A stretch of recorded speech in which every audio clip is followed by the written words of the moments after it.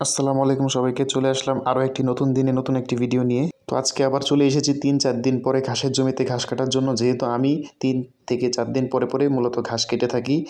যেহেতু সময়ের পরিবর্তন হয়েছে এবং আমাদের হাতে এখন একটি চপার মেশিন রয়েছে, তাই আগের মতো আমাকে আর কষ্ট করে ঘাস কাটতে হয় না। আগে একদিনের ঘাস মানে জমি থেকে কেটে আনার পর সেগুলোকে হাত দিয়ে কাটতে আমার মোটামুটি ৩০-৩৫ বা ৪০ মিনিট লেগে যেত, কিন্তু আলহামদুলিল্লাহ এখন ৩ দিনের ঘাস জমি থেকে কেটে আনার পর এই মেশিন দিয়ে কাটতে আমার ৫-৬ মিনিটই হয়ে যায় ইনশাআল্লাহ। তো দেখতেই পাচ্ছেন আমি মেশিনটিকে চালু দেওয়ার পূর্বে খুব ভালো করে চেক করে নিচ্ছিলাম যে এর ভেতরে কোনো কিছু আছে কিনা বা শক্ত কোনো বস্তু আছে কিনা, কারণ এর ভিতরে যেহেতু ব্লেড বা আরও মিনিয়ামগুলো ঘুরবে, তো এর ভিতরে যদি কোনো শক্ত টক্ত কিছু থেকে থাকে তাহলে কিন্তু মিনিয়াম বা ব্লেডগুলো ভেঙে যাওয়ার সম্ভাবনা থাকে বা মোটর বদ্ধ হয়ে যাওয়ার সম্ভাবনা থাকে বা কোনো কিছু নষ্ট হয়ে যেতে পারে আর কি। তাই মেশিনটি চালু দেওয়ার পূর্বে অবশ্যই চেক করে নেই আমি।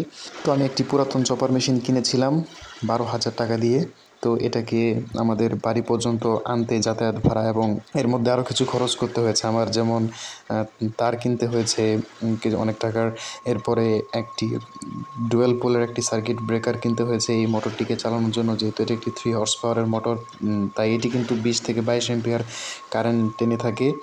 তাই কিন্তু ডুয়েল পোল মানে ৩০ অ্যাম্পিয়ারের সার্কিট ব্রেকার আমার প্রয়োজন হয়েছে, যেটা কিন্তু এই মোটরের সেফটির জন্য, যে কোথাও শর্ট সার্কিট হলে বা মোটরে কোনো সমস্যা হলে কিন্তু বিদ্যুৎ অটোমেটিক অফ হয়ে যাবে সার্কিট ব্রেকারের কারণে। তো যাই হোক, আলহামদুলিল্লাহ যেহেতু পুরাতন মেশিন কিনেছি তাই হয়তো আমার এর ভালো করে আরও যত্ন নিতে হবে বা মেশিনটিকে সবসময় ঠিকঠাক রেখে আমাকে চালাতে হবে। এর কোনোভাবেই অযত্ন করা যাবে না। সব জিনিসেরই আসলে ভালোভাবে যত্ন করতে হয়, না হলে বেশি দিন আসলে সেই জিনিসটা আপনাকে বেনিফিট দিবে না। তো যাই হোক, কথা ওইটা না, কথা হলো এই মেশিনটি আমার হাতে এসেছে বেশ কয়েকদিন হলো। তো আমি বেশ কয়েকদিন যাবৎ এটা দিয়ে ঘাস কাটতেছি। তো আলহামদুলিল্লাহ ভালো কথা হলো যে মেশিনটি আমাকে খুব ভালো সার্ভিস দিচ্ছে আলহামদুলিল্লাহ। আমি কিন্তু খুব শক্ত শক্ত ঘাস এটা দিয়ে কাটতেছি, কারণ আপনারা জানেন যে ঘাস কাটতে না পারার কারণে আমার ঘাসগুলো কিন্তু অনেকটাই মানে বয়স্ক হয়ে গিয়েছিল, যার ফলে কিন্তু অনেকটা শক্ত হয়ে গিয়েছিল।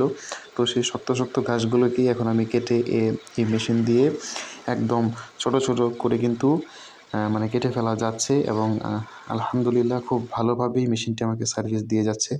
তো দেখতে দেখতে আর আপনাদের সাথে কথা বলতে বলতে কিন্তু কয়েক মিনিটেই আমার ঘাস কাটা শেষ। এই আমার যেহেতু গরু এখন কম, আমার ৩-৪টা গরু আছে আর কি। তো সামনে ইনশাল্লাহ গরু কিনবো। আমি এখন মূলত ঘর গোছাচ্ছি, কারণ আমার যে খামার ঘরটা আছে সেটা অনেকটাই অগোছালো।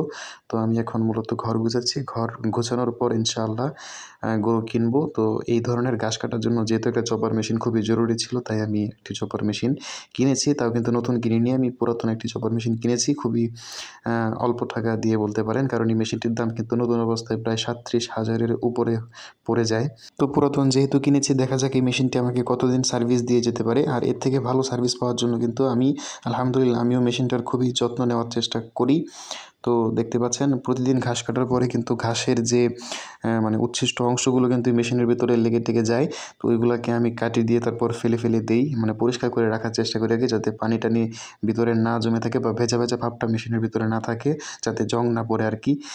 যেহেতু পুরাতন মেশিন আরও, তাই একটু যত্ন করে রাখার চেষ্টা করি। তো এখন মূলত আমি ঘর গোছাচ্ছি। এখানে দেখতে পাচ্ছেন ঘাস কাটার মেশিনটা সেট করার জন্য আমি কিন্তু এখানে মাটি ফেলেছি। তো এখানে চট দিয়ে এখানে মেশিনটা রেখে ঘাস কাটবো, যাতে ঘাসগুলো দেয়ালে যেয়ে বাড়ি খায়। তো এই ছিল আজকের ভিডিও। সবাই আমাদের জন্য দোয়া করবেন। আসসালামু আলাইকুম।